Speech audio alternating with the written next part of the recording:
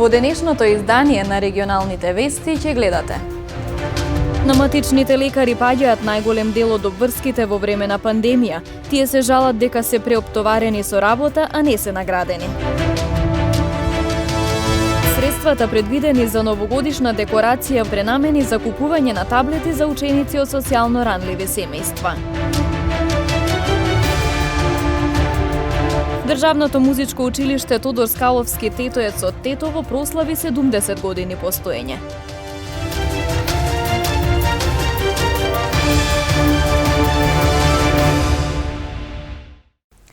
Околу 95% од ковид-диагностицираните пациенти за среќа се со полесни симптоми и за нив потребно е домашно лекување и третман преку примарното здравство.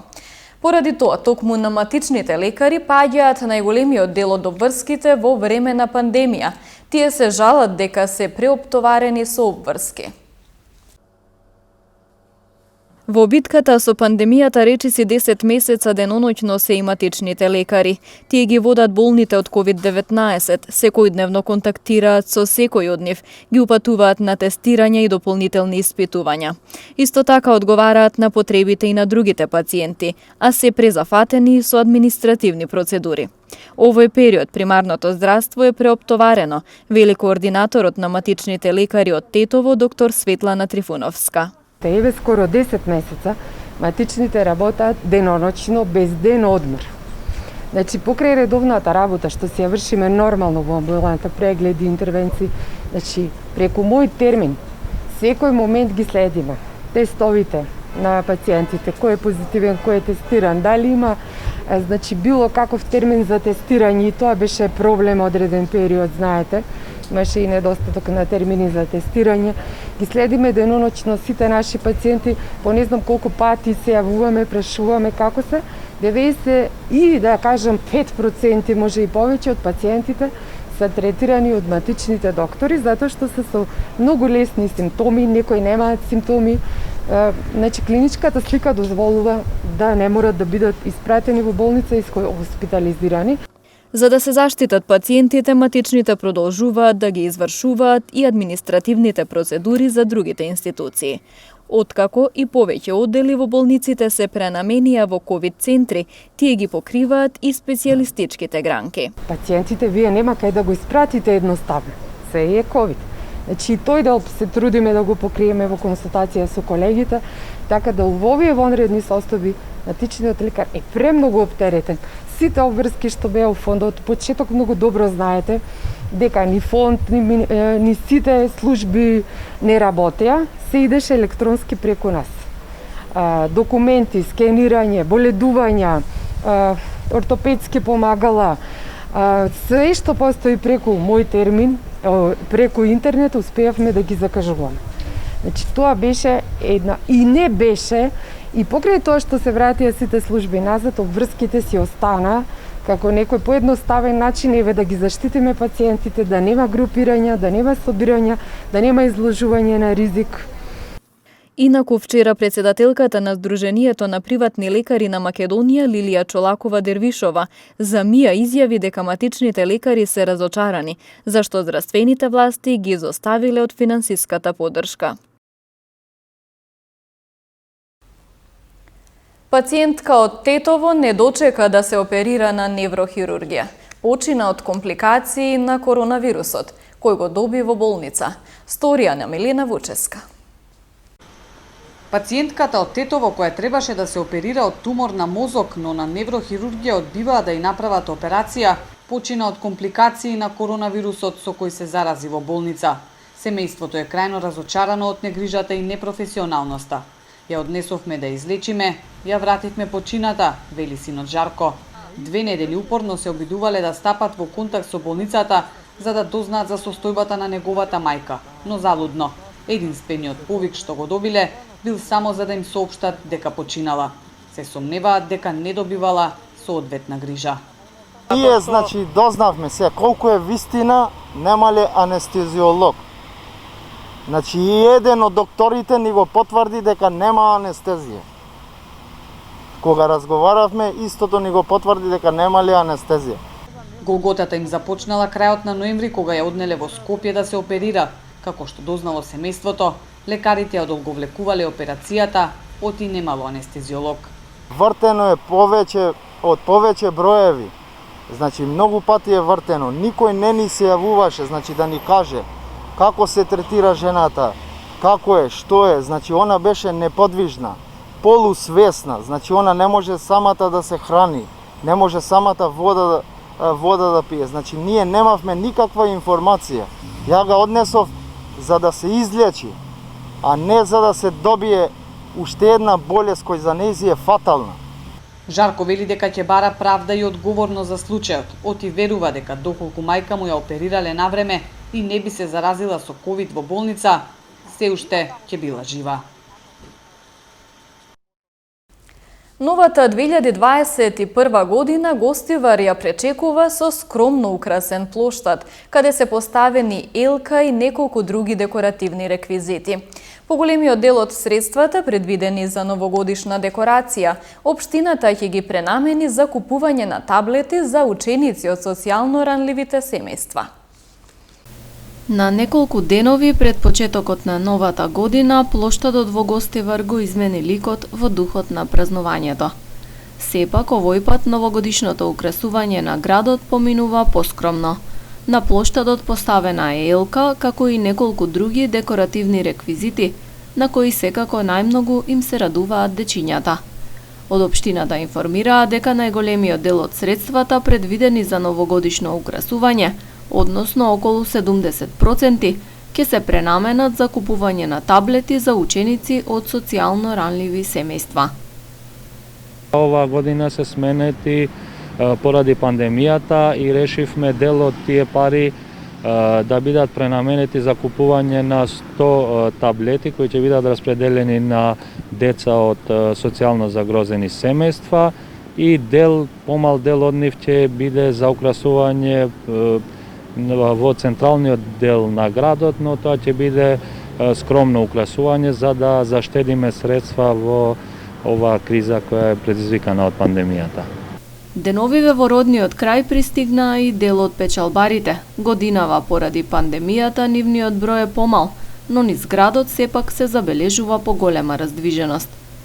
Општината повторно ја стави во функција канцеларијата за иселеници, сместена во центарот за услуги во општинската зграда, која работи секој ден до 18 часот. Исто така, заради зголемена фреквенција во сообраќајот, броите во училиштата се отворени како бесплатен паркинг простор. Надлежните во очи на празниците апелираат до сите граѓани строго да се придржуваат кон препораките за заштита од COVID-19. Драго Јукиќ од Хрватска веќе 2 години живее и работи во Германија. За да им помогне на сите оние кои сакаат да мигрираат во таа земја, создал интернет страница со сите потребни информации за целиот процес. Јукиќ вовел и опција за македонски јазик на неговата веб страница Проект Германија. Поздрав до гледачите на телевизијата, ки си ме Нада. Јас се викам Драго Јукиќ, живеам во Германија, имам 25 години и сакам да те упознам со Проект Германија. Пред 2 години, кога дошол во Германија како дипломиран социолог, забележал дека лицата од Југозападна Европа имаат проблем со снаоѓањето во земјата. Драго Јукиќ е 25 годишник од Хрватска, кој сакал лицата кои емигрираат во Германија да ги информира за сите потребни процеси низ кои треба да поминат за легално и успешно да живеат и работат во оваа европска земја. Забележал дека најмногу проблеми имаат со визните процеси, првите почетоци, како наоѓањето, работа и стан, а и изучувањето на германскиот јазик. За таа цел ја создал веб страницата Проект Немачка, која има опција за следење на македонски јазик. Веб страница Проект Njemačka pokušava odgovoriti na sva ta pitanja koja muče naše ljude. Znači, kako učiti njemački jezik? Веб страницата Проект Njemačka се обидува да одговори на сите прашања кои ги мачат нашите луѓе од овие краишта. Како да се учи германскиот јазик, како да се пронајде совет во врска со стан, работа, виза, здравје, финансии и осигурување. Што се однесува до јазикот, професор по германски јазик од Бања Лука бесплатно ми отстапи материјал за ниво А1. Значи, кој е почетник и не знае германски, ова ниво А1 со видеоматеријали многу ќе му помогне да се снајде. Исто така пишувам блог со информации исклучиво од службени извори и ги преведувам на разбирлив јазик за сите да можат да сватат за што се работи. Има поглавје и лесно може да дојдете до прашањата кои ви интересираат. Ако имате прашање за мене, оставете мејл адреса и јас ќе ви одговорам. Може да се претплатите и на мојот ньюзлетер кој го објавувам повеќе пати неделно и на мејл добивате подарок мал џебен германски прирачник. Тој се состои од нечестити изрази кои ќе ви бидат потребни за првите месеци живот во Германија. Одлучил да го вметне и македонскиот јазик, бидејќи има голем број на лица, особено млади од земјава кои одлучиле кариерата да ја градат токму во Германија. Јукиќ им порачува на сите кои се заинтересирани за работа и живење во Германија, добро да се подготват со овие потребни информации, со цел да бележат успеси.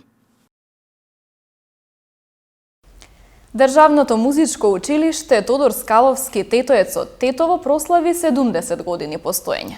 По тој повод вчера беше одржан јубилеен концерт.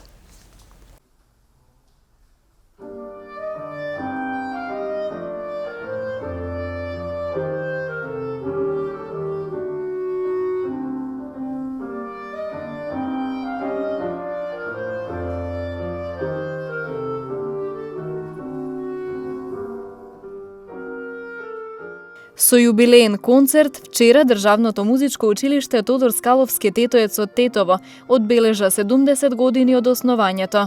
Пред присутните настапија ученици и поранешни ученици кои денес се професори. Поради пандемијата концертот се одвиваше со мал број на поканети гости и по протокол. Во самите почетоци училиштето беше само основно, прерасна во средно, денеска имаме и дисперсирани паралелки во Струга во средниот оддел и се надеваме дека пристојно опстојуваме. На вечерашниот концерт учесници ќе бидат наши актуелни ученици од основниот и од средниот оддел, но исто така ќе земат и учество наши поранешни ученици, денеска наши колеги професори, врвни уметници, каде што ќе се представат со дел од програмата.